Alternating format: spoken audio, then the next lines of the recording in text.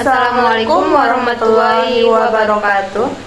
Melanjutkan materi kita yang sebelumnya, yaitu proses pembuatan nata de coco dari air kelapa.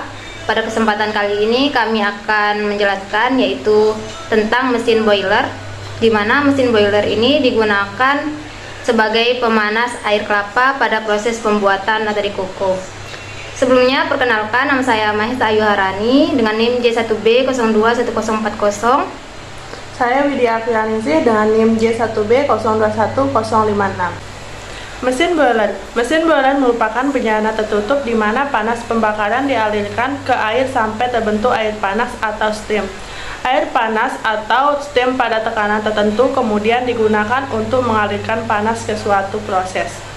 Tujuan boiler dalam sektor industri yaitu berhubungan dengan proses pemanasan, contohnya seperti pada industri kelapa sawit, makanan dan minuman, farmasi, dan lain-lain. Jenis-jenis mesin boiler berdasarkan tipe tube. Yang pertama, boiler fire tube atau kettle pipa api. Yang kedua, boiler water tube atau kettle pipa air. Boiler fire tube atau kettle pipa api. Pada boiler fire tube, pipa-pipa sirkulasi diisi oleh gas yang menyala atau gas panas, di mana transfer energi panas dari pipa-pipa tersebut ditransfer segera ke air dalam bidang pemanas melalui dinding pipa panas. Dalam hal ini, air dan pipa berada dalam satu bejana. Tujuan desain pipa ini adalah untuk memudahkan distribusi panas pada air. Boiler water tube. Pada jenis boiler pipa air ini, pipa-pipa sirkulasi diisi oleh air yang dipanaskan melalui pembakaran di luar pipa. Energi panas ditransfer dari ruang bakar atau yang terpisah ke air melalui dinding pipa air. Jenis boiler ini biasanya digunakan ketika diperlukan tekanan uap yang tinggi, yaitu 3000 PSI atau lebih tinggi. Selanjutnya adalah jenis-jenis boiler berdasarkan bahan bakarnya. Yang pertama, boiler berbahan bakar gas. Yang kedua, boiler berbahan bakar minyak.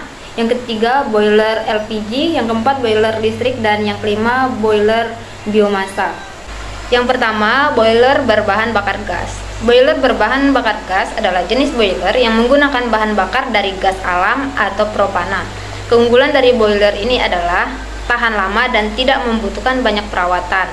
Selain itu, boiler berbahan bakar gas juga lebih ekonomis, tetapi boiler jenis ini biasanya tidak ramah lingkungan karena bahan bakar yang digunakan bisa menghasilkan emisi karbon dan mencemari lingkungan. Yang kedua, boiler berbahan bakar minyak. Boiler berbahan bakar minyak adalah boiler yang biasanya menjadi alternatif untuk penggunaan di area yang tidak terjangkau gas. Boiler jenis ini biasanya memerlukan biaya yang lebih mahal dan membutuhkan ruang untuk penyimpanan stok minyak. Yang ketiga yaitu boiler LPG. Boiler LPG atau liquefied petroleum gas menggunakan bahan bakar kombinasi dari gas hidrokarbon seperti propana dan butana. Boiler jenis ini biasanya menghasilkan emisi karbon yang lebih ramah lingkungan dibandingkan dengan boiler minyak. Namun, biaya boiler LPG bisa lebih tinggi daripada gas alam ataupun minyak.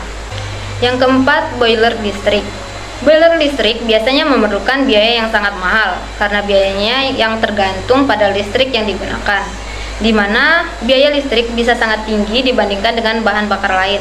Namun, boiler listrik bisa sangat efisien dan lebih murah untuk dipasang karena menggunakan teknologi yang lebih sederhana.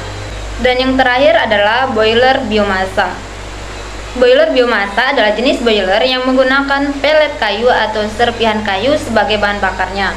Boiler ini dianggap lebih ramah lingkungan daripada jenis boiler lainnya, tetapi membutuhkan biaya pemasangan yang cukup tinggi. Baik, sekian penjelasan dari kelompok kami. Wassalamualaikum warahmatullahi wabarakatuh.